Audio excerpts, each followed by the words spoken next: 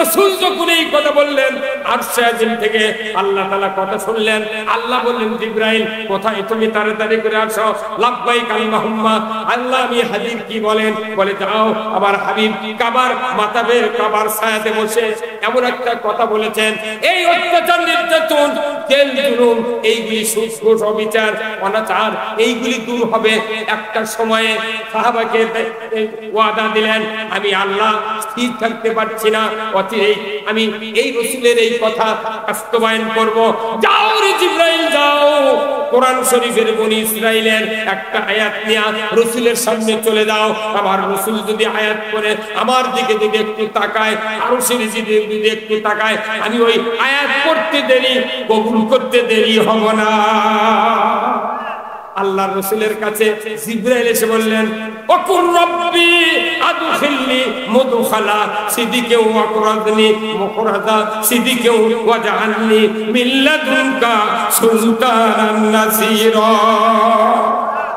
আল্লাহ বললেন এই জিবরাইল যাও, আমার হাবিব জন আমার কাছে দোয়া করে আল্লাহ আমাদেরকে আপনি সত্যপন্থীদের দলভুক্ত করুন, একতাবদ্ধ করুন। আপনি অন্য একটা রাষ্ট্র আমাকে দান করুন, না হয় আরেকটা রাষ্ট্রকে আমাকে সাহায্য করুন। আল্লাহ এমন ভাবে দোয়া কবুল করলেন, হে জিবরাইল এই আয়াত শোনায় দেয়া দিবে আর বলবে অচিরেই আপনাকে মদিনায় হিজরত করতে হবে। কোন দিন যাবেন কোন রাতে আমি বলবো না, আল্লাহ আমাকে বলেন নাই, তবে আপনি তৈরি হন, মক্কা ছেড়ে মদিনায় যেতে হবে। ধরে কোন ঠিক কিনা? যাই নবী মক্কা ছেড়ে যাই নবী মক্কা ছেড়ে যাই নবী বারে বারে মক্কার দিকে ফিরে যাই নবী মক্কা ছেড়ে আমার নবী আল্লাহর কাছে বললেন আল্লাহ একটা রাষ্ট্র শক্তি আমাকে দান করুন, না অন্য একটা রাষ্ট্র দিয়া আমাকে সাহায্য করুন। আল্লাহকে বললেন, আল্লাহ কবুল করলেন। হঠাৎ করে কয়েকদিন পর আবু বকরকে বললেন ও আবু বকর আমার সাথে আপনাকে মদিনায় হিজরত করতে হবে। আল্লাহর নবী বললেন যখন এই কথা, আবু বকর ওই দিন থেকে সারা রাত বেডিং পত্র বেঁধে নিয়া স্ত্রীর কাছে বিদায় দিয়া ওই রাসূলের প্রতীক্ষায় দরজায় দাঁড়িয়ে দাঁড়িয়ে রাত কাটান। ধরে কর আল্লাহু আকবার। আল্লাহর নবী শুয়েছেন হুজরাখানায়, চতুর্দিক থেকে যত কাফের লক্ষ লক্ষ হাজার হাজার কাফেররা এসে নবীর বাড়ির চতুর্দিক ঘেরাও করে নিয়েছে। কেউ বলে রাসূলেরা মুহাম্মাদের আগে পাও কাটো, কেউ বলে চোখ চলো কান কাটো, এত অত্যাচার নির্যাতনের বর্ণনা দিচ্ছেন। জিবরাইল এসে বললেন ইয়া রাসূলুল্লাহ উঠুন উঠুন, আপনি উঠুন, আজকে রাত্রি আপনাকে মক্কা ছেড়ে মদিনায় যেতে হবে। আল্লাহু আকবার। আল্লাহর নবীকে ডাক দেওয়া হলো। রাসূল বললেন ও জিবরাইল ভাই আমি তো যাবো, কিন্তু অনেক মানুষের টাকা সোনা দানা আমার কাছে আমানত রাখা হয়েছে, আমি তাদের এই মালগুলি কেমনে পৌঁছায় দেব? জিবরাইল বললেন নিকটতম একজন লোককে আপনি ডাকেন, ওই মানুষটাকে এই নাম লিখে দেখে দিয়ে দেন, ওই লোকটা ফেরত দেবে। আর ওই লোকটাকে আপনার চাদর দিয়া মাথা মুড়ি দিয়া এই বিছানায় শুয়ে থাকতে বলেন। আপনি চাদর আপনার, কিন্তু লোকটা অন্য, আপনি শোয়া দিয়া আপনাকে যেতে হবে। আল্লাহর নবী বললেন ও জিবরাইল এতগুলি কাফের চতুর্দিকে আছে, আমি নাই ডাকলাম জমা দিলাম আমানত হিসাবে, কিন্তু আমি এতগুলো কাফের চক্ষু ফাঁকি দিয়া মদিনার পথে কেমনে যাব? আল্লাহ বলে জিবরাইল সাথে সাথে তুমি বলে দাও জমিন থেকে এক মুষ্টি বালু নিয়া শাহাতিল উজু বলে উপর দিকে ছুঁড়ে মারো, আমি আল্লাহ রাসূলের যাওয়ার ব্যবস্থা করে দেব। জোরে কন্যা মারহাবা। জিবরাইল সালাম যখন বললেন বালি উপরে ফিরে দেন, রাসূল বললেন ও জিবরাইল উপর দিকে আমি ছুঁড়ে মারলাম, একদিকে নাই গেল, চতুর্দিকে তো কাফের, কি হবে ব্যবস্থা? আল্লাহর ফেরেশতা জিবরাইল বললেন ও গো রাসূল আপনি জানেন না আল্লাহর কুদরতের কত শক্তি। আল্লাহ তাআলা বলেছেন বালি উপর দিকে দিতে বলো, আর আমি ফেরেশতা দিয়া একজন ফেরেশতা দিয়া দুইটা হাত দিয়ে দুইটা দানা ধরবো, কাফেরদের চোখে চোখে দুইটা দানা ঢুকায় দেব, হাজার হাজার কাফেরের চোখে হাজার হাজার বালির দানা ঢুকায় দেব। আমি বালিকে বলবো বালি রে মরিচের গুঁড়া কি জ্বলা জ্বলে তার সে 100 ডিগ্রি টেম্পারেচারে জ্বলতে থাকো। রাসূলের হিজরতের রাত্রিতে বালি আল্লাহর কথা শুনেছে, ইব্রাহিম আলাইহিস সালামের হাতের তরবারি, তাই আল্লাহর কথা শুনেছে। নমরুদের আগুন, যে অগ্নিকুণ্ড ইব্রাহিম আলাইহিস সালামকে ফেলে দেওয়া হয়েছিল, ওই আগুন আল্লাহর কথা শুনেছে। কিন্তু দুঃখের বিষয়, হাজার হাজার বক্তা, হাজার হাজার আলিম মরে পৌঁছায় যাচ্ছি, একটা কথা কোরআনের মানুষ শোনে, বালু শোনে। পাঙ্গাসের মাছের দায় চাষ করে, প্রতিদিন 3 বস্তা করে পাঙ্গাসের ফিট দেয়। সকালবেলা যদি ফিট না দেয়, ওই মালিক যদি তার পুকুরের পরে হাত ফেলি দেয়, 10,000 পাঙ্গাস নেয়াজ দিয়ে তেল উঠ দেয় মালিক। কথা বলা, হ্যাঁ, 10,000 পাঙ্গাসের মাছ মালিকের হাতের তালি দেখে মনে করে মালিক ফিট আনতে খাবার। সব মাছ চলে আসে, তেল উঠ দেয়, মালিক কেমন আছো, ঘুম হবে। আর ওই মাছ বুঝাচ্ছে, তুমি যত মাছ ছেড়ে দিছো সব আমরা পুকুরে ঠিকই আছে, তোমার কোনো টেনশন নাই। কতক্ষণ মাছ, পাঙ্গাস মাছ মালিকও চিনলো, জানিস না, তুই দইরা কাছে এলো। আর আমরা আযান শুনি ফজরের জন্য, মাছ টানি দিলে মালিকও তাকে সাড়া দেয়। আর আল্লাহর মসজিদে মুয়াজ্জিন আল্লাহর প্রতিনিধি তাই আযান দেয়, একটা মানুষ মসজিদে হাজির হয় না। তাহলে মাছ ভালো না মানুষ ভালো? হ্যাঁ, এই ফেসবুকে সেদিন দিতে একটা গায়ের মসজিদে মুয়াজ্জিন আযান দেয়, ফজরের সময় কেউ জুম্মাত যায় না।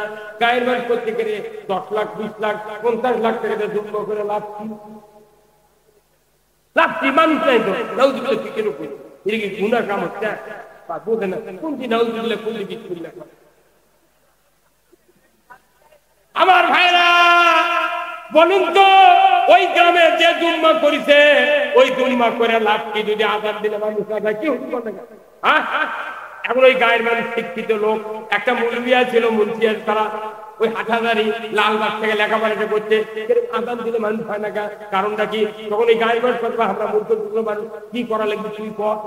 তখন ওই মৌলভিরা বুদ্ধি দিতে চারটে গায়ের পরে, আরে ওরা করতে একটা বুদ্ধি আছে কি, তোমাকে মসজিদের ক্যাশ আছে, কয় আছে কয় লাখ, কয় 10 লাখ, তাহলে ওই টাকাটা আমাদের কাছে হাজিরা দাও। কি করবে?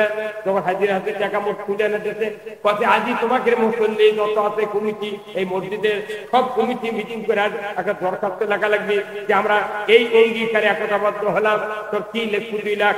তখন লিখেছে যে আজ একটা মাইকে ঘটনা দাঁড়াবে গায়ের গলি গলি। কি ঘটনা? কয় আজ থেকে দেয় ফজরের নামাজ জুম্মাত না যাবে, আযানের পর মসজিদের টাকা খরচ করে তাক দিয়ে দেওয়া হবে। বুঝিনি রে,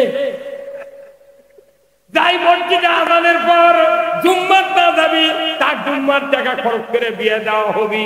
এই আইন পাস করে দিয়েছে। পরের দিন রাত্রে সকালে ফজরে আযান হবে, ফজরে আযান হওয়ার আগে থেকে ওই যে বউ আগলে বউ আছে, তুই করছি সভ্য না, যদি টাকা খরচ করে ওরা বিয়ে দেয় তাহলে আমি তো সতীন হবি। ওই বউ একজন যা বুঝলারা, ওই বউ তখন করতে কি রাতের 2 থেকে দামান লোক থাকে, তুমি দে কই লইমের বাপ, তুই জুম্মাত দা, তুই জুম্মাত দা, তোর পানি গরম করে দিচ্ছি, ওযু করে দিচ্ছি, তুই দা। কথা কারণ কি? ওই বউ জানে যদি এক জুম্মাত পাঠানা দি তাহলে আমার ঘরের সতীন উঠবি। কি মর্দের বুদ্ধি রে, আল্লাহু আকবার। গায়ে গায়ে যদি ইনকা বুদ্ধি করা হলো নি, জুম্মাত মানুষ টাকা দিত না। এটা করেও হয়তো ফুল কায়েম হবে না, কিন্তু আমার আল্লাহ কোরআনে বলছেন আল্লাযীনা ইম্মাক্কানহুম ফিল আরদ আকামুস সালাতা ওয়া আতাউয যাকাতা ওয়া আমারু বিল মারুফ ওয়া নাহাউ আনিল মুনকার ওয়া লিল্লাহি আকিবাতুল উমুর। জোরে করেন না মারহাবা। আমার আল্লাহ সূরা আল হজের 41 নম্বর আয়াতে বলেছেন, ও দুনিয়ার মুসলমানেরা, যদি তোমরা কোনো ভূখণ্ডের প্রধানমন্ত্রী প্রধানমন্ত্রী হও, রাষ্ট্রপতি হও, সরকার হও, প্রেসিডেন্ট হও, ক্ষমতায় দাও, 4টি দফা চালু করবে। 1 নম্বর নামাজের আইন, 2 নম্বর যাকাতের আইন, 3 নম্বর ন্যায়ের আদেশ, 4 নম্বর অন্যায়ের নিষেধ। এই 4টি দফা দুনিয়ার কোন সরকার যদি জমিনে চালু করো, আমি আল্লাহ বলে দিচ্ছি জমিনটা হবে জান্নাতের জমিন। এই বর্তমান প্রধানমন্ত্রী যদি আইন করে আজ থেকে নামাজ 5 ওয়াক্ত ফরজ করা হলো, যারা নামাজ কাজা করবে খাতরা পরিমাণ 70 টাকা জরিমানা, বেতের ধরে 6 ওয়াক্ত 420 টাকা জরিমানা, আর 1 ওয়াক্তের জন্য 2.5 ঘন্টা হাজত, 6 ওয়াক্তের জন্য 15 ঘন্টা হাজত। ইমাম সাহেব, মুয়াজ্জিন সাহেবকে যদি দায়িত্ব দেয় প্রধানমন্ত্রী, যারা নামাজ পড়বে আজ থেকে তাদের তালিকা আগামীকাল মহাদেবপুর থানার ওসির কাছে দিয়ে যাবে। এই আইনটা যদি প্রধানমন্ত্রী পাস করে, আমার আল্লাহ বলেছেন রাষ্ট্রশক্তি নামাজ কায়েম করবে। দেখা যাবে বেনামাজির বাপ, বেনামাজির মাও, বেনামাজির বউ, বেনামাজির ছোট, এরা ডাক দিয়ে কবি তোমার কি হাজির খাটার ইচ্ছা আছে? যদি থাকে শুয়ে থাকো, যদি বলে কি ডেলি 50-20 দিবেন, যদি তাহলে ভারতে থাকো। ওই ইমাম সাহেবের, ওই মুয়াজ্জিন সাহেবের টাকা লাগবে না, আদান দেওয়া লাগবে না। রাত 3টার সময় মুয়াজ্জিনের বাড়ি খাড়াও করবে। একটা করে গ্রামে 200, 300, 250, 175 জন করে বেনামাজি খালি জগমগ করতেছে। এরা তখন মুয়াজ্জিনের বাড়ি ঘেরাও করে কবি ডাক দিবে, রাতে 3টার সময় মুয়াজ্জিন বলবে কি খবর এত মানুষকে, কি কয় জুম্মাত যাবেন না? তখন কয় কেন আমি মোবাইলত অ্যালার্ম দিয়ে রাখছি 5টায় ফজরের আযান, আমি তো এখন 5:45টায় অ্যালার্ম দিয়ে আমাকে দেখে দিবি মোবাইল করে এত রাখতে কয় আগে ভাগে চলেন জুম্মাত যাবো। বেনামাজিরা জানে ইমাম মুয়াজ্জিনের দায়িত্ব দিতেছে, তাহলে এই দিয়ে নাম দেয়, তাহলে নাম বাদ দেওয়ার কারণে ওকে লাগে জামরাতে পাথর মারা লাগে। আরাফার ময়দানে অবস্থান মুজদালিফার বাড়ির মধ্যে শুয়ে থাকে, কথা ঠিক কিনা? এতগুলি কাজ করার পরেও হজ কবুল হতেও পারে, নাও পারে। কিন্তু আমার রাসূল বলেছেন যদি তোমরা পিতার দিকে যদি নেক নজরে তাকাও, খেপে তাকালে হজের সওয়াব হবে না। বাংলাদেশে পারওয়ানা ছেলে বাপের মুখের দিকে খেপে কথা কয়, ওইগুলা বলে তোর জনা নদী আছে ওই একটা কথা বুঝে রে। খালি যদি নেক নজরে তাকায়, তাহলে কে নেক নজরে তাকাবে? এটা ভগবানের জন্য মাদ্রাসায় ছেলে দিতে হবে। চরিত্র গঠনের একমাত্র মাধ্যম হলো কোরআনের জ্ঞান ধরে বলতে ঠিক কিনা? একটা ছোট্ট মাদ্রাসায় যদি আপনার ছোট্ট একটা বেটা 3 পাস করার পর মাদ্রাসা দেন, ওই মাদ্রাসার হুজুররা এমন ভাবে ট্রেনিং দেয়, কায়দা পড়াতে পড়াতে বলে বাবা তুমি তো 6 মাস পর 2 মাস পর বাড়ি যাবে, তুমি সর্বপ্রথম যার সাথে দেখা হবে বাপ হোক আর মা হোক তার সালাম দিবে, যদি মা থাকে মা সালাম দিবে, আর বাবা তখন আসবে তোমার বাড়িতে তখনই তুমি সালাম দিবে। এই কথা মাদ্রাসার হুজুররা ট্রেনিং দেয়। বলুন তো প্রাইমারি পড়েন, ভার্সিটি পড়েন, আইএ পড়েন, বিএ পড়েন, যতই পড়াশোনা করেন না কেন, কোনদিন আমার জীবনে শুনিনি ওই মাস্টাররা বাবা সালাম দিবে আর কয় এই কথা বলে গান কোনটা প্র্যাকটিক্যাল সেটা আমার সন্তান যদি চরিত্রবান হয়, আমার আল্লাহ বলেছেন তুমি দোয়া করো আল্লাহ আমাকে আমার সন্তান এবং আমার স্ত্রীকে তুমি নেককারের পথের পথিক বানাও, আর সন্তানগুলিকে মুত্তাকিদের ইমাম বানাও, যাতে করে এই সন্তান আমাদের চোখের সামনে যখন দাঁড়িয়ে যাবে আমাদের চক্ষুটা যেন শীতল হয়ে যায়। সন্তান আছে, আলিম বেটা আছে, মুত্তাকির ইমাম যার ঘরে আছে একজন, আর তার যদি আর একটা সন্তান থাকে লেখাপড়া বেশি কিন্তু বাপের সেক্ষেত্রে বিড়ি খায়, নামাজি বেটাক দেখলে মসজিদের ইমামের বেটা ইমাম হওয়ার বেটাক দেখলে চোখ ঠান্ডা হয়, আর বিড়ি খাওয়া বেটাক দেখলে যদি বাপ নামাজ হয় বিড়ি খোর হয় তাও ওই বেটাক দেখলে ওর চোখ জড়িয়ে যায়। তাহলে একটা বেটা বানালেন না গাই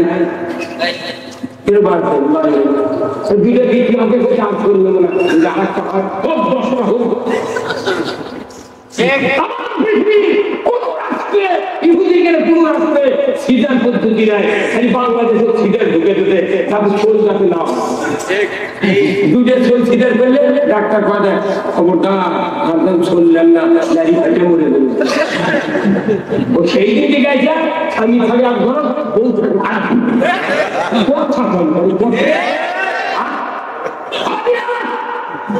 ইসরায়েলের জ্বালানি হুদি রাষ্ট্রদান, আমেরিকার কোন হুদি সিটার করে না, ওরা চাচ্ছে সন্তান বেশি হোক আর মুসলমান সিটার আর বড়ি দিয়ে কথা তোরা কাবু ছড় হবে না, মুসলমান তুলে গেল ওদের ভালো সেই দিকে আমাদের তুই শিখছে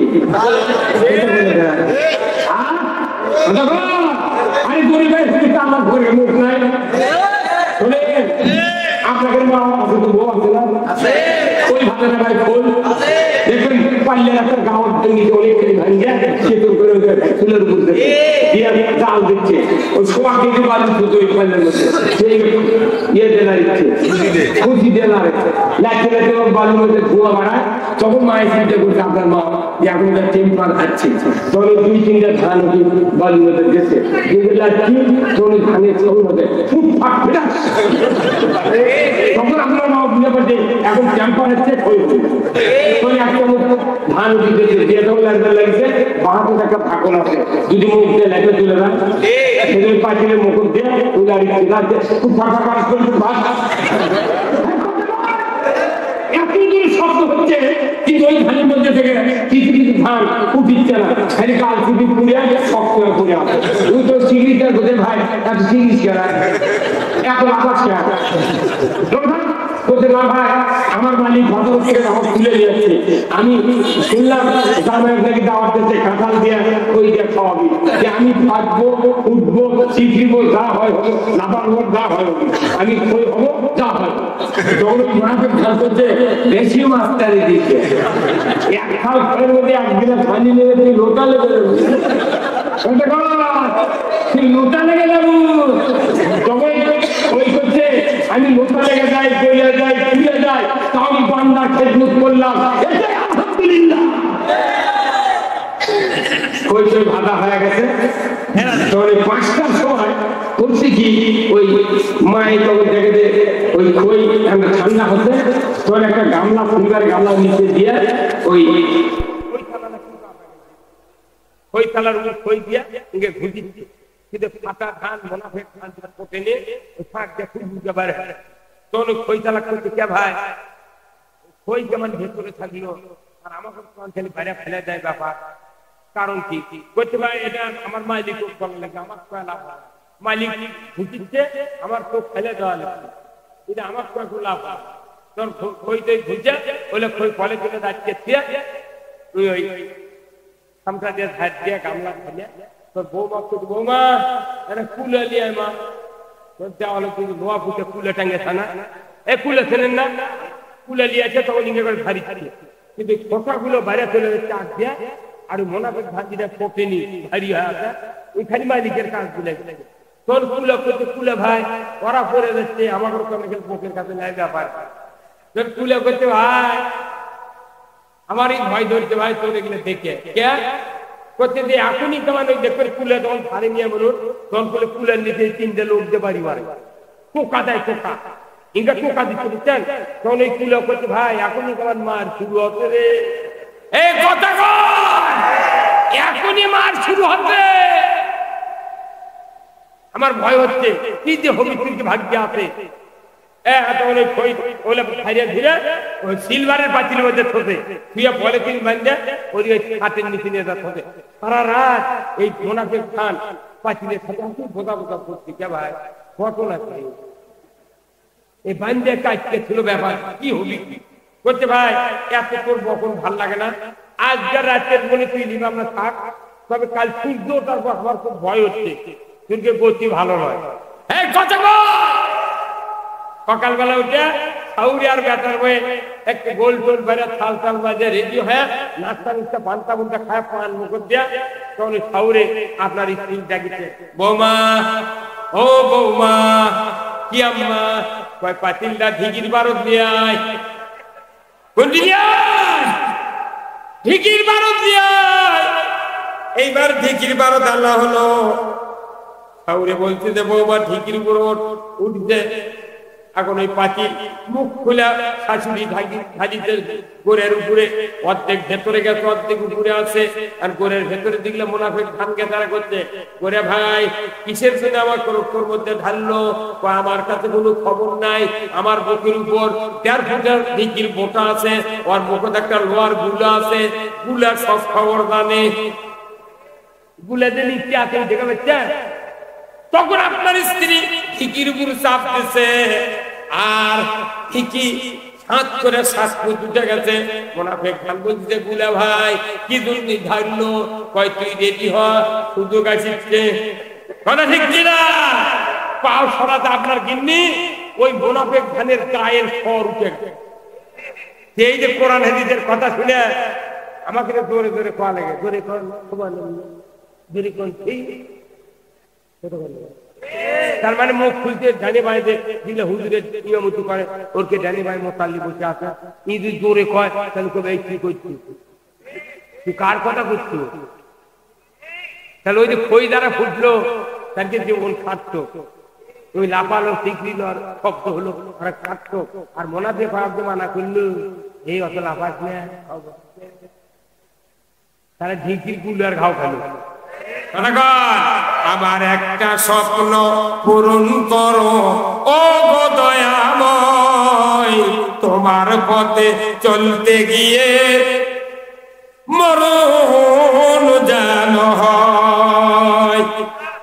আমার একটা স্বপ্ন পূরণ করো ও গো দয়াময়, তোমার পথে চলতে গিয়ে মরণ যেন হয়।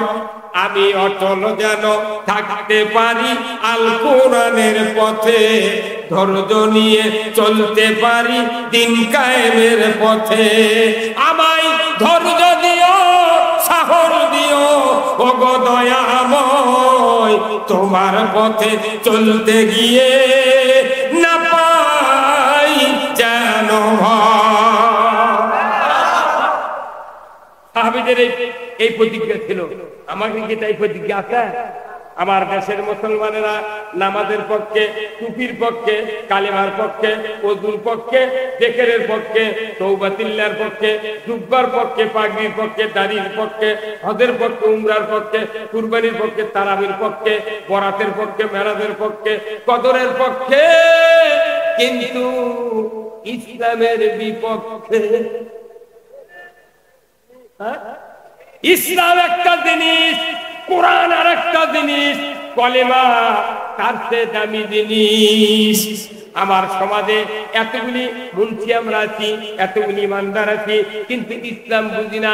ইসলাম হলো শুধু দাড়ি টুপি জুব্বা নয়, ইসলাম হলো চুরি বন্ধ করা, ইসলাম হলো জানা বন্ধ করা, ইসলাম হলো দুর্নীতি বন্ধ করা, ইসলাম হলো সুদ বন্ধ করা, ইসলাম হলো অসহায় মানুষকে সাহায্য করা। জোরে কন্যা মারহাবা। আমি বলতেছিলাম কাবা ঘরের ছায়ার ভেতরে আল্লাহর রাসূল বললেন, খাব্বাব এত তাড়াহুড়া করছো কেন? তুমি জানো না অচিরেই দেখতে পাবে সানা থেকে হাজরামত পর্যন্ত একজন সরসী যুবতী সোনার অলংকার পরিহিত অবস্থায় যৌবনের লাবণ্যতা নিয়ে একা একা রাস্তায় রাস্তায় যাবে আসবে। লা ইয়াখাফু ইল্লাল্লাহ, আল্লাহর ভয় ছাড়া কোনো ভয় থাকবে না। সেদিন বেশি দূরে নয়। এই কথা বলার সাথে সাথে হযরতে খাব্বাব রাদিয়াল্লাহু তাআলা আনহু চিৎকার করে বললেন, আলহামদুলিল্লাহ। এটাকে তোলা লাগবে। আর তুমি চেয়ারম্যান মেম্বারের দায়িত্ব দিল হইনি, কোনদিন বেনামাজির নাম দিবে না, পারলে নামাজি লোকের নাম দিবি। এই কথা কয় আমি রাষ্ট্র শক্তি নামাজ কায়েম করবি। ওই দিন এগুলো নাই তো, ইন্নি বাঙালি দেখে বোকার পড়লে বলে বোকা।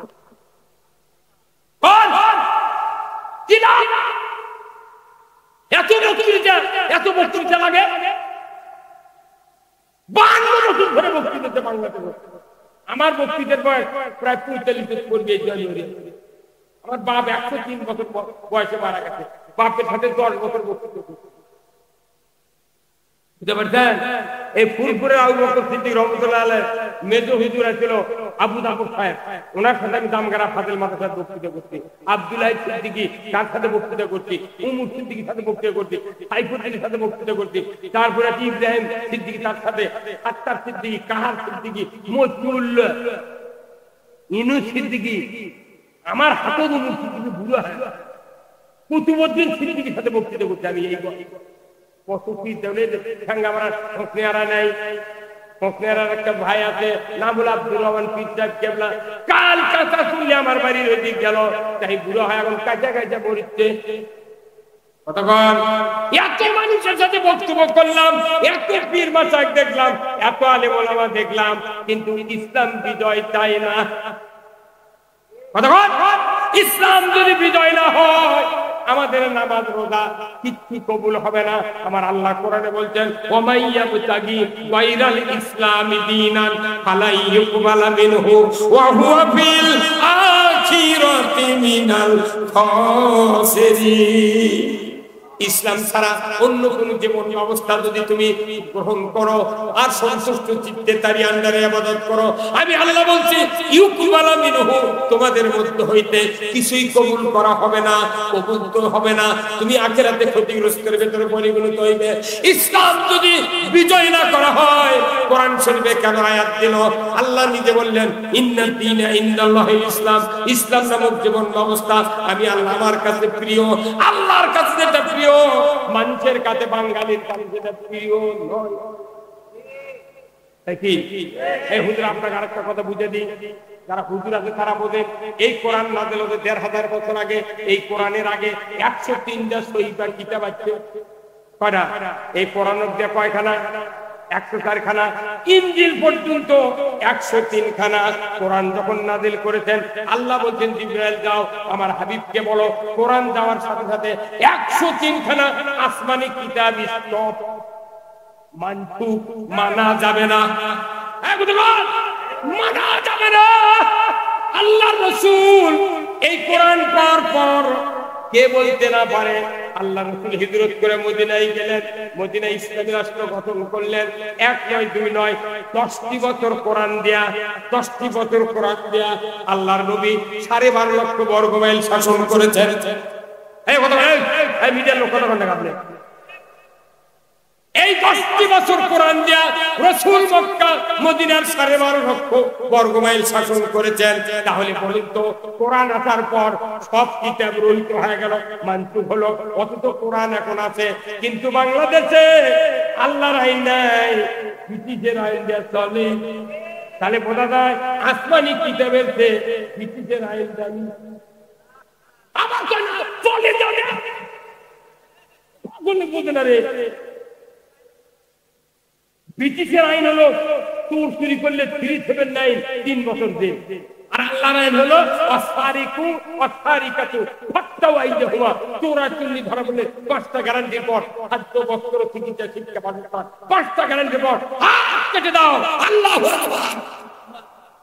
পৃথিবীর ভিতরে সবচেয়ে নিরাপত্তার আইন দুইটা, একটা হলো জানার আইন আর একটা হলো চোর চুরি করলে হাত কাটা। এই দুটা জিনিসের আইন কায়েম হয়। ওটি হুন্ডা পরে থেকে ফিলার উপর গা করছি, কেউ নিবে না। ওটি পিটি ভাত দিতে যাবি, মিয়া মানুষ রাতে রাতে সবাই আসবি, কেউ দেখবে না। যারা হজ করতে গেছেন মক্কা মদিনা, দেখবেন রাতের 10টার পর মক্কার বড় বড় মহিলারা 2টা করে সন্তান নিয়ে গালিতে পারে, মাতাবের বাইরে রাত্রি যাপন করে, দিনের বেলা গরম বাড়াতে পারে না, রাত্রের সারা রাত বসে থাকে, ফলমূল খাচ্ছে, সবকিছু করছে। চোখ দেখলে মনে হয় মুক্তার দানা। এত সুন্দরী মেয়ে আল্লাহ সৃষ্টি করেছেন, ওই মানুষগুলো একা একা বসে থাকে, মশাও গাওয়াত করে না। আর বাংলাদেশে 72 বছরের বুড়ি দাঁত পড়ে গেছে, মুড়ি খায়, ওর কোনো ছাড়ে না। এই কথা কেন আপনি? এই তুমি আল্লাহ হুজুর, এই আপনি আল্লাহ নিচে কি শুনলেন? আপনি আপনি আপনি তো কি দেখলেন? এখন আসল জিনিস আপনি শুনুন, কথা ঠিক কিনা? আহা হা আমার ভাইরা, বুঝলি না বুঝলি না বুঝলি না, দম থাকিতে কোরআন হাদিস মানলে না। বুঝবি রে তুই, বুঝবি রে তুই, বুঝবি রে খবরে রূপার টাকা কাগজের নোট সেই দিন চলবে না। রূপার টাকা কাগজের নোট সেই দিন চলবে না। বেনামাজিকে ওই নবী সাথে নিবে না। বেনামাজিকে ওই নবী সাথে নিবে না। তাহলে আল্লাহর আইন মানলেন না, আমরা মানতে পারলাম না, নামাজও পড়লাম না, তাহলে কেমন করে হাসরের ময়দানে রাসূলের সামনে দাঁড়াবো, কবরের ভেতরে ঢুকবো? আল্লাহ বলবেন ফেরেশতা দিয়া, মান রব্বুকা ওয়া মা দীনুকা ওয়া মান নাবিয়ুকা মান হাযার রাজুল। ঈমানদারের জন্য চারটি প্রশ্ন করা হবে। ও ঈমানদার, বলো তো তোমাদের রবকে। আলমে আরায়া আল্লাহ বলেছিলেন আলাস্তু বিরাব্বিকুম, আমি কি তোমাদের রব নয়? আমরা সবাই বলেছিলাম ক্বালু বালা। পৃথিবীতে আসলাম, 10 বছর বয়স হলো, সূরা ফাতিহা পড়লাম, আলহামদুলিল্লাহি রাব্বিল আলামিন, সমস্ত প্রকার বিশ্বজাহানের মালিক যিনি আপনি রব, তার জন্য। এরপরে রুকুত গেলাম, রুকুত পূজা বললাম সুবহান রাব্বিয়াল আযীম। এরপরে সিজদাত গেলাম সুবহান রাব্বিয়াল আলা। এইভাবে 60 বছর 70 বছর রবের ফিলিমের উপর আমরা ঘুরলাম। আমার ব্যক্তি, পরিবার, সমাজ, রাষ্ট্র, অফিস, আদালত, অর্থনীতি, সমাজনীতি, রাজনীতি, জীবনের সকল ক্ষেত্রে ইসলাম আল্লাহর আইন না মানা পর্যন্ত কবরে প্রশ্নের উত্তর দেওয়া যাবে। তাহলে এত বক্তৃতা করালে বিঘা আপনি সব বলেন। বলুন তো, যেদিন বিয়ে করবে গেছিলেন, খোলা বসে আছিলেন, মাথার টুপি দিয়ে, ওই মুখের রুমাল দিয়ে আছে, তখন খালি জানলা দিয়ে কথা আপা বুঝলে ভাই বোধহয় ভালি হয়েছিল লজ্জা কি মুখের রুমাল দিয়ে বসে পড়েরা খালি করছে আপা বুঝলে ভাই বোধহয় ভালি শান্ত সুস্থ মুখ মান থেকে আছে, ওটা নরম নরম মানুষ, খুব ভালো মানুষ।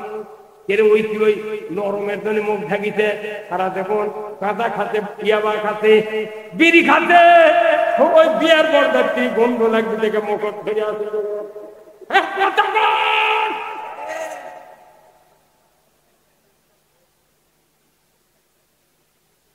কি কি অতি উকিল নিযুক্ত হলো, 2 জন সাক্ষী বরের হলো, 2 জন মহিলার সাক্ষী হলো। চলে যাচ্ছে আপনার শ্বশুরের ঘরের ভেতর, বউ তো বসে আসছিল, যে স্বামী এটি বসে আছে বিয়ে পড়ানোর আগে যা যা হতে, এই মঞ্চের বউ যদি আজকে মহিলা প্যান্ডেল থাকে, উনিও মনে মনে করছে আজকে আবার এখন আসছি। ওই বউ বসে আছে শ্বশুরের ঘরের ভেতরে, উকিলটা সালাম দিয়ে করছে আসসালামু আলাইকুম, আমাকে আপনার বিবাহের জন্য উকিল সাব্যস্ত করেছে, আপনি কি আমাকে উকিল হিসেবে মানেন? মানেন মিয়া মিয়া বলে না কথা, দাদি নানি ভাবি দাদি ভাই বসে কথা বলি মানি মানি এই কথা দেখছে না। আজ থেকে 30 বছর আগে দেখলাম মেয়ের বিয়া হচ্ছে, ইনকা কয়া কয়া কল লাগিছে, কবুল ক উকিল মানি দেখলাম ক, কিন্তু এখন দেখলে বিয়া হচ্ছে, এখন দেখলে বিয়া হচ্ছে মোবাইলে বছরে 60 বার করে কবুল করছে। আগলা মেয়ে মানুষের বিয়ার পাত্র ঘটক গেলে জানলা দিয়া ঘর দরজা দিয়া কাঁদছে মহিলারা, এখনকার পাত্রীরা কান্দে না, যদি খালি ঘটক যায় ওই বিয়া খবর দিগান, ওই বিক্রি তখন করে, ওই পাত্রী করে গিয়ে জানলা দিয়া দেখে আর দোয়া ইউজ করে, আল্লাহ আমার আব্বা জান রাজি হয়, রাজি হয়, আল্লাহ রাজি হয়, সুবহানাল্লাহ। কথা কি রে, কি একটা মোবাইল দিয়েছে পকেটে পকেটে, এই মোবাইল স্ক্রিন টাচ মোবাইল, আর কথা বলার আগে না বাপ মা সুন্দর ভাবে কার সাথে কথা করছো, কি বুদ্ধি করছে, টাচ মোবাইল দিয়েছে, উনি অপশন বার করে ইনকে করে হাত দিয়ে লেগেছে, লেগে লেগে খেলা মারছে, ইনকে করে খেলা মারছে, চলে গেছে ওই মাতাজির হাঁটুর চলে গেছে, মাথাদের হাতে বটতলার ছবি আছে, কোন দিন নেই, কোন দিন চলে গেছে। ওই আপা যখন ক্লিন করে বাজে হচ্ছে ম্যাচে, তখন ইনকে খুলে দেখে হ্যাঁ আমার ধান দিতে পাঠা, তখন আবার লেগে খেলা মারছে। জানলা দরজা সব বন্ধ, গেল কুমিন্দের অনলাইনের কারবার। কথা ঠিক কিনা? আগেকার যুগে টিটি ছিল না, বিকাশ ছিল না, লুট দেওয়া ছিল না, ইন্টারনেট বোঝেনি। আগেকার যুগে কেন ছিল সার পোকা, তবিলোর টাকা নিয়ে মানুষ চিটাগাং যাচ্ছিল। মাঝে মধ্যে আল্লাহ কত এ সার পোকা, ই যদি ঘুম পারে তোর টাকা দিয়ে দেবি পকেট কাটা, মাঝে মধ্যে ঠিক ফুটিস করে কামড় মার। এখন অনলাইন টিটি আর বিকাশ আছে, এখন আর সার পোকা নাই। কারণ কি, এখন টাকা নিরাপদে চলে যাচ্ছে চিটাগাং, তারপরে ব্যবসায়ী পরের দিন যাচ্ছে। কথা দেখছি না, এই অনলাইন মনে করতেন একদিনকে বুঝলেন। কিন্তু আপনার যদি চারটা বেটা থাকে, সে যদি নামাজি না হয়, পর্দা যদি মুত্তাকি না হয়, এরা যত অপরাধ করবে, একদিনের ভেতরে 4 বেটা 200টা অপরাধ করবে। 200-র মধ্যে 100 অপরাধ বাপ মায়ের আমলনামায় যাবে, আর 100 অপরাধ ওই 4 বেটার খরচ থাকবে। তাহলে এই অপরাধ গুলো বাপের কাছে কেমনি যায়? অনলাইনে অনলাইনে অনলাইনে। আসল অনলাইনের প্রতিষ্ঠাতা কে? আসল অনলাইনের প্রতিষ্ঠাতা কে? একদিনকে অনলাইনে এসে বোঝা গেল বেটা অপরাধ করলে